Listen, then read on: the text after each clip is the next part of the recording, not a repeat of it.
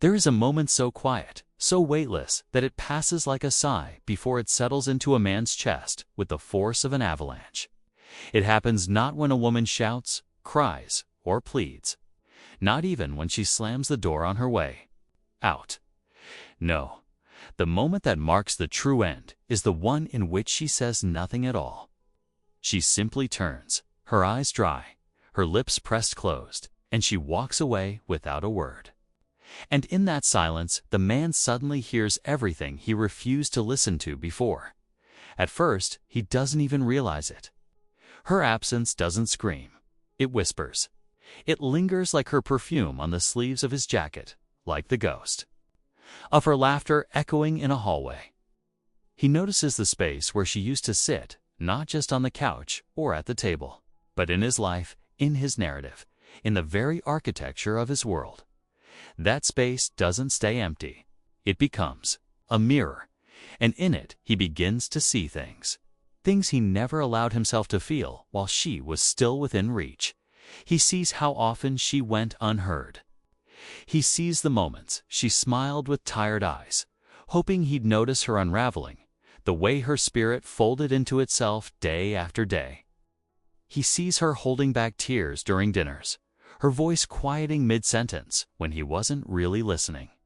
He remembers all the times she turned her body toward him, and he turned his soul away from her. But what strikes him most is not what he remembers, it's what he missed. Entire oceans of emotion swirling just beneath her surface, that he never dove deep enough to understand.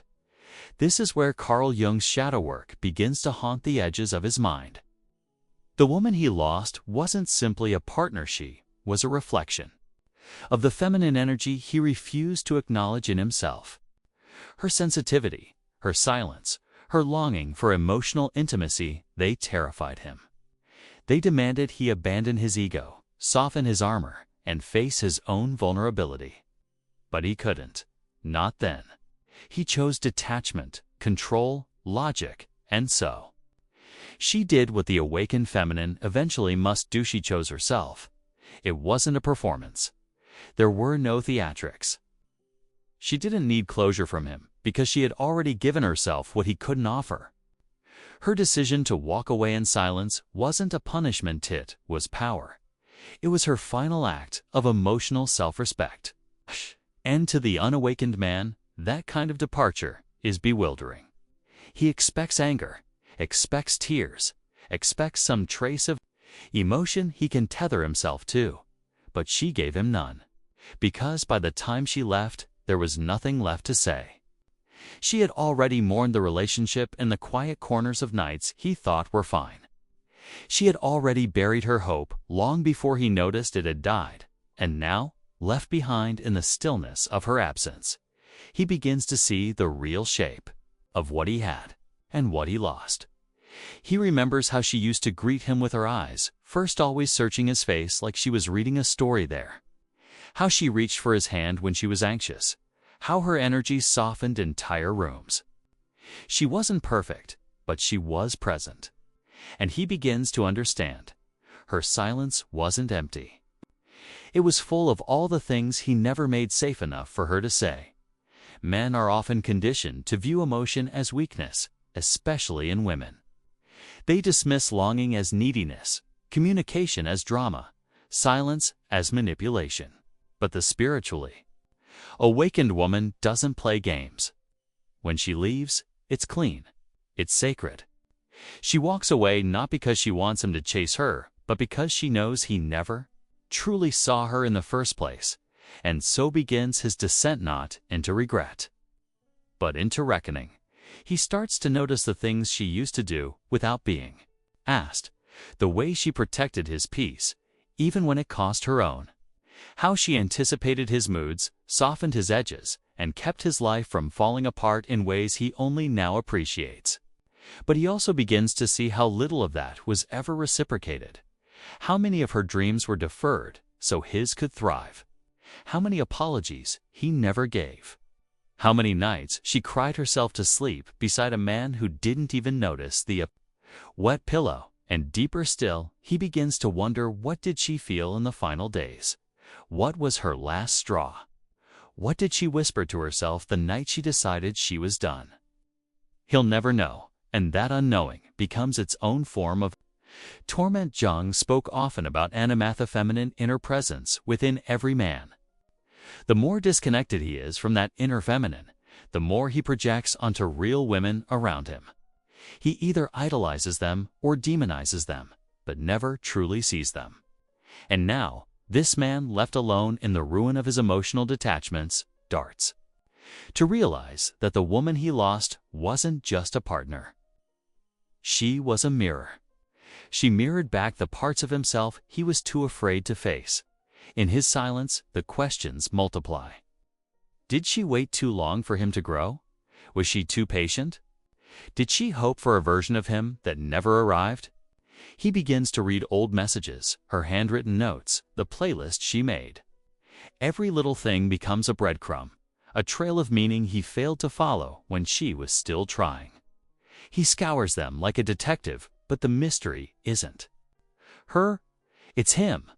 Why couldn't he love her properly? Why did he believe she'd never leave? Why did he only understand her worth once she vanished?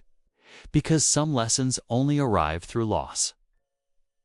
And some women are only understood in hindsight when it's too late. Now, every room feels too quiet. The silence is not peaceful, it's punishing.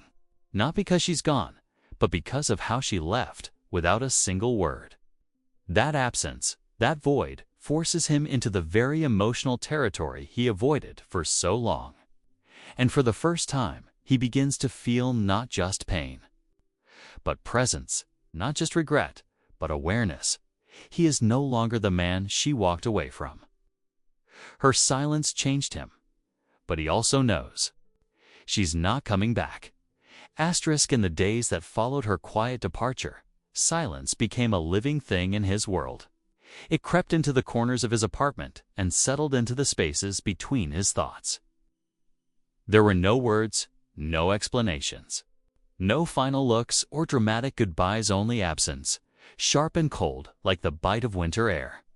And yet, somehow, that absence spoke louder than any scream she could have left behind.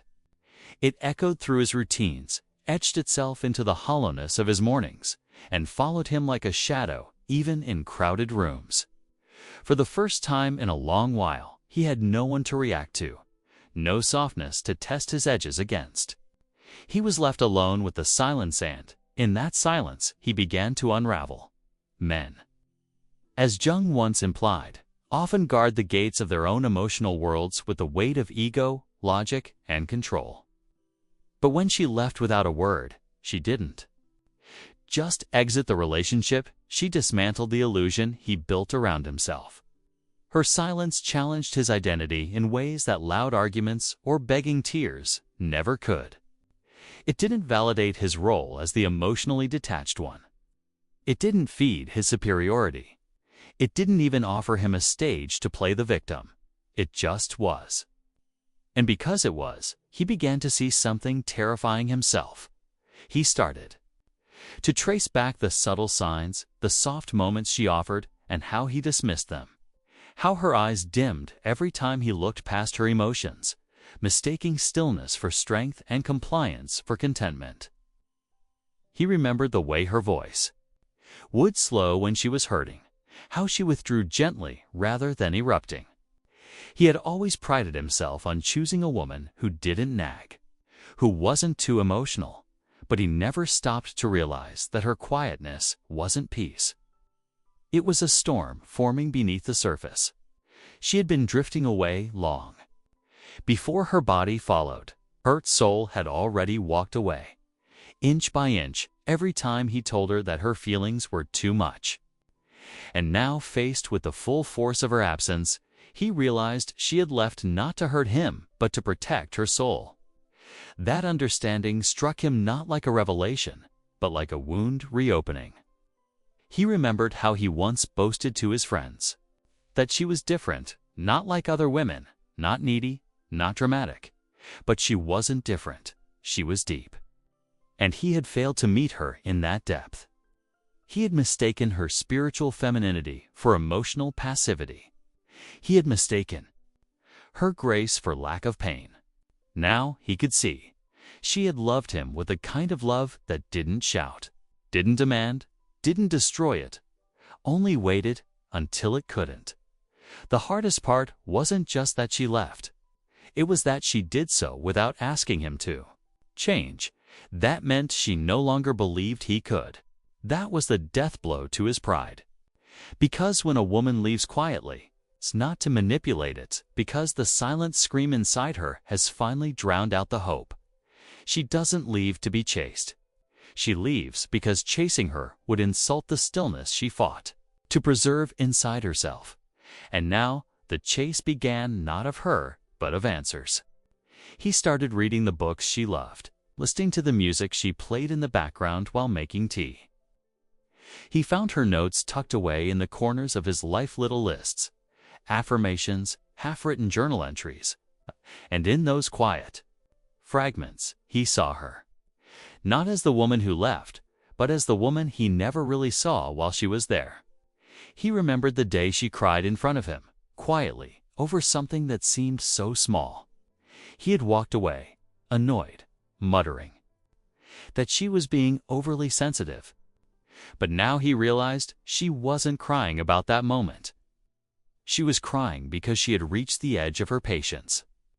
And instead of leaning in, he retreated, in Jungian terms.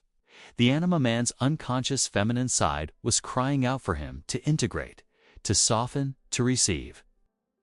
But he had denied that voice for too long, labeling vulnerability as weakness and empathy as inconvenience. Her silence exposed that imbalance. And in her absence, that disowned part of him, the part she once spoke to with every act of love, began to stir. He became haunted by the dreams. Dreams of her eyes, not angry, but hollow. Dreams of conversations that never happened. Arguments that resolved themselves in another world where he knew how to listen.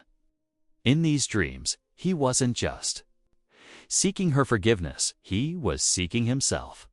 The self he buried beneath masculine stoicism.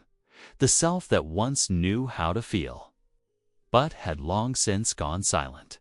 He no longer longed for her to return to him in the flesh. Something deeper had awakened. He wanted to be the man she deserved. But not for her approval, for the integrity of his own being. Because once you've been truly seen by a spiritually awakened woman, you cannot unsee yourself. And once that woman walks away, she takes with her not just love, but the mirror that held your soul up to the light. She became, in his mind, not a woman he lost, but a symbol, a guide, an archetype of the feminine power he once dismissed. And her silence was now a sacred text, one that couldn't be deciphered with logic or control, but only with surrender. Her departure became his initiation, and that was the truth he could never tell anyone.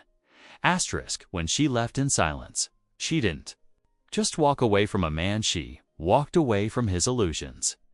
For the first time, he was forced to sit with the echoes she no longer filled. Her laughter didn't bounce off the walls anymore.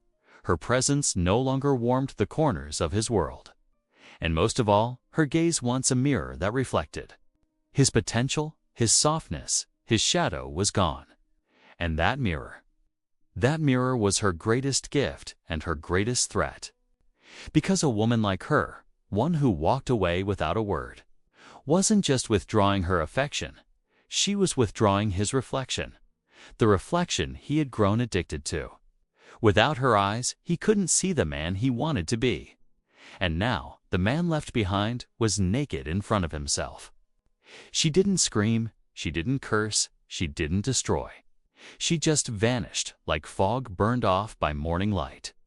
And that grace, that unsettling grace, forced him to confront a truth no loud ending ever could. She had outgrown him quietly. And his soul heard that silence louder than any goodbye. In the days that followed, he revisited every moment she had gone silent. Not just her leaving, but the small silences before the pauses in conversations where she once laughed. The gentle pulling away when he was too distracted. the sighs that replaced her once joyful humming. These weren't just passing moods, these were warnings cloaked in softness. She had been giving signs long before she left, but he, like many men wrapped in ego, had mistaken her silence for surrender. Now, those silences haunted him. He remembered the time he forgot her birthday, not because of something urgent, but because he thought she would understand. He remembered ignoring her subtle cues when she craved connection, brushing her off with "we'll talk later." He remembered how she started to glow differently around others, brighter, freer, like someone who is already practicing her absence in front of him. And now he understood. Silence was not the absence of communication. It was its final form, the kind that speaks in riddles and revelation. Jung once spoke of the shadow, the hidden self, the repressed emotions, the truths we bury deep because we don't want to face them. Her departure was his forced initiation into shadow work. For years, she had held the emotional labor of the relationship, gently carrying the weight he refused to see. But now he had to face his own neglect, his avoidance, his wounds that disguised themselves as confidence. Every time he dismissed her emotions as too much, it was his fear of vulnerability speaking. Every time he chose silence over connection, he wasn't being stoic, he was hiding. And now, without her to absorb that emotional fog, it all came crashing down. The man who once believed he was the center of her world now realized she had been orbiting herself the whole time, and he had been too self-consumed to notice. She wasn't waiting to be chosen. She had chosen herself. Long before she left, he began to see her differently, not as the woman who walked away, but as the woman who waited too long to leave. He remembered how her spirituality grew in quiet corners of their life. Books she read about healing, rituals she did at night, the way she spoke to the moon like it was a sister. He used to smile at those things, finding them whimsical or odd. But now he saw them for what they were, her attempts to stay connected to herself in a relationship that dimmed her. She wasn't just a partner. Rhythm he refused to dance with. And now, all those spiritual practices, those poetic detachments, he saw them as her rope back to herself. A woman like her doesn't just walk away. She ascends, and ascension is never loud. It's the sound of wings you never noticed until they were gone. Now he found himself reading those same books, playing those same meditations, desperate to trace the spiritual path she had taken, not to find her, but to finally find himself. But the cruelest truth came in the form of clarity. He hadn't just lost her, he had never really seen her. Not in her fullness, not in the emotional landscape she invited him into. He saw her roles: lover, supporter, muse. But he never truly saw her mystery, her wildness, her depth that asked him to be more than he was ready to be. That is the tragedy of a man who meets a spiritually awakened woman before he's awakened himself. He will mistake her light for a spotlight. He will flinch at her love like it's interrogation. And when she finally leaves, not with fire, but with flowers at her feet, he'll chase her only in memory. Because the version of him she needed doesn't exist yet. He's still in the making, forged in the absence she left behind. That is the mirror, that is the wound.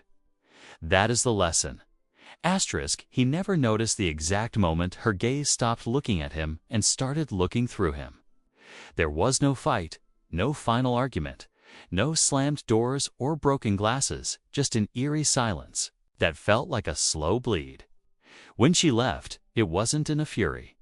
It was quiet, like smoke escaping from a candle that had burned too long. He stood in the kitchen days later, holding the same cup of coffee she used to make, wondering why it tasted like nothing. Her absence wasn't a storm, it was a haunting. Carl Jung once wrote that a man doesn't truly see his shadow until it is cast by someone who refuses to keep reflecting his light. In that silence, he began to meet his shadow for the first time. Every word he didn't say, every apology he never gave, every moment he looked at his phone while she waited across from him. That's what the silence screamed about now.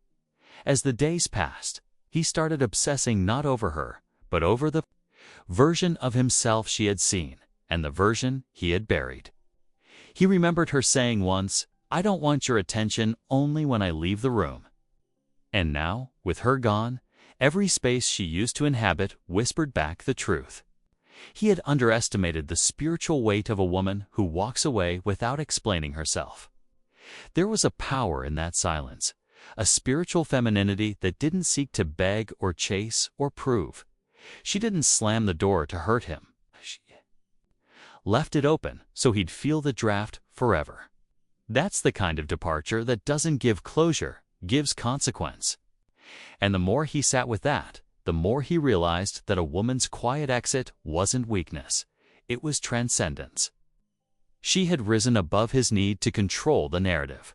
He began seeing her in things he never noticed before: the way sunlight hit his window in the morning, the books on emotional intimacy she used to underline, the scent of lavender on her side of the bed. These were not memories. They were teachings he hadn't studied when she was around. Carl Jung believed that the feminine carries an archetypal wisdom, an unconscious knowing that doesn't explain itself, only reveals itself in absence. That's what she became, a living mystery that refused to be solved, only understood in retrospect. And now, in the solitude he once claimed he needed, he began to understand the ache of seeing what he never nurtured. He realized she wasn't the one who was lost, he was. And when she walked away, she didn't become unreachable. She became untouchable, because she no longer needed to be seen to matter. This wasn't about punishment. It was about evolution. Her silence was a mirror, reflecting the hollowness of his validation-seeking ego. He recalled all the times he felt superior in moments of detachment, confusing emotional distance for strength. But now, it was her distance that revealed the true fragility of his masculine identity. He saw now that a woman who walks away without a word doesn't vanish, she transforms. And what a man sees in that moment is not just the loss of her presence, but the collapse of the illusion that she was ever his to keep. He saw in brutal clarity the way she had been shrinking herself to be digestible to him. And now, in her silence, she was finally full-sized.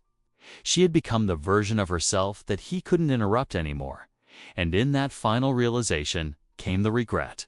Not the loud kind, the kind that curls into your bones and keeps you awake in the middle of the night. The kind that doesn't ask for her back, but begs the universe for a second chance to become the kind of man she could have stayed for. But there would be no second chance, not with her. He understood that now. She was gone in the way stars disappear and daylight still there, but beyond reach. And while he wandered through his own reckoning, she was somewhere else, probably laughing in a room full of light, free of the weight she once carried in silence. She wasn't bitter. She was simply done. And now, the echo of her absence was louder than any goodbye he could have imagined. It took him weeks to admit that what hurt most wasn't that she left. It was that she left without trying to make him understand. Her silence wasn't vague. It was deliberate. A boundary, not a bruise. And when she didn't come back to explain, to rehash, to soften the blow, he began to understand the depth of his own emotional immaturity. For years, he had believed that love was measured by how long someone stayed and how many times they forgave. But her walking away taught him something ancient, that the deepest form of self-love is choosing not to explain your worth to someone who keeps asking you to. Prove it. Carl Jung said, "Until you make the unconscious conscious, it will direct your life and you will call it fate." And this abandonment was not fate, was the mirror he had spent a lifetime avoiding. She had warned him once, quietly, that her presence wasn't guaranteed. That love, real love, has an expiry date when it is not nourished. But like many men who believe time makes love automatic, He had let routine replace romance. He stopped noticing her small kindnesses. He missed the fatigue in her eyes when she said she was tired but still asked about his day. He mistook her softness for infinite patience, her forgiveness for forgetfulness. And now, in the long echoes of a house emptied of her laughter, he realized he had treated her love like background music, always there, always playing, until one day the music stopped and the silence became deafening. That's when he saw it. Love isn't lost in loud moments. It dies quietly in the things we stop noticing, the words we stop saying, the hands we stop holding. The silence that followed her absence became sacred. It wasn't a punishment. It was a classroom. In that stillness, he began to relearn himself. He remembered her passion for truth, for emotional honesty, for presence. And he began to practice that not for her, but for himself. Because once a woman leaves like that, she never returns as who she once was. If she comes back at all, it is as someone you no longer recognize. She evolves in her silence. She builds in her solitude. And the man she left behind is just a memory. To her, a version of the past she had to escape to fully become herself. That truth, while painful, was also liberating for both of them. It meant her love hadn't failed. It had fulfilled its purpose. It had exposed what was broken and walked away so it could no longer be used as a patch. He began reading again. Books she had once begged him to explore. Carl Jung's words returned to him like ghosts. The meeting of two personalities is like the contact of two chemical substances. If there is any reaction, both are transformed. She had been the alchemist, he, the unready substance. But now, transformed by loss, he was finally open to change. Not for her return, but for his own redemption. And in that slow unraveling, he began to forgive himself. Not because he deserved it, but because he understood now that carrying the weight of regret doesn't rebuild what was broken. It only stops you from growing what could be healed. He started to heal, alone, quietly, just as she had done when he wasn't looking, and still, in rare moments, he'd wonder where she was, if she was happy, if she thought of him. But those thoughts didn't hold pain any more, only reverence. He didn't chase the idea of reunion. He didn't seek to reclaim her. That would have been selfish. What he did instead was become the kind of man who could love like she had loved him, fully, attentively, without expectation of reward. He knew she would never see the change. But that wasn't the point. The point was, she had left without a word, and in doing so, had written the most powerful story of his life. A story not of heartbreak, but of awakening. And when a man is truly awakened, he stops asking why she left. He starts asking why he didn't leave that old version of himself sooner. Asterisk in the quiet that followed her departure.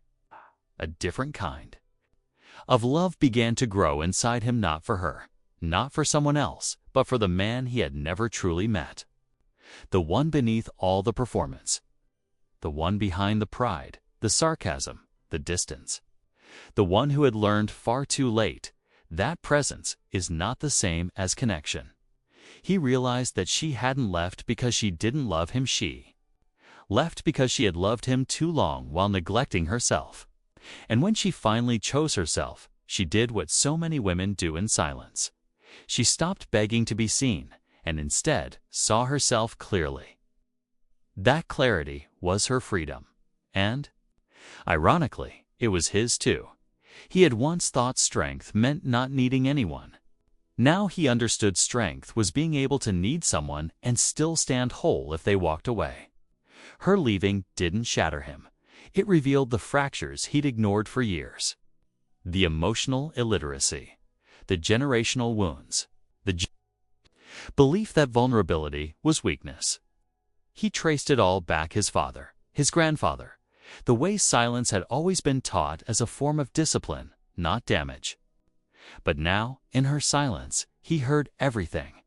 The absence of softness, the echo of needs unmet, the stillness where intimacy used to live.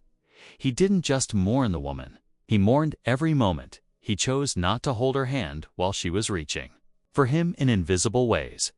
He used to ask, why didn't she tell me she was leaving? But the truth was, she had just not in words. She had said it when she stopped smiling at his jokes. She had said it when she cried less, not more. She had said it every time she looked at him with a love that grew quieter. Women often speak long before they go, but only men who know how to listen ever hear it. And now, he was learning to listen. To emotion, to energy, to the truth beneath the noise. He listened to his own breath in a room she used to fill. He listened to memories not with nostalgia, but with respect. And in that sacred listening, he started to become someone he would have once dismissed. There was no grand epiphany, no dramatic turning point, just a slow becoming. A daily choice to show up for himself the way she had once shown up for him. He no longer ran from discomfort. He sat in it. He wrote letters he never sent.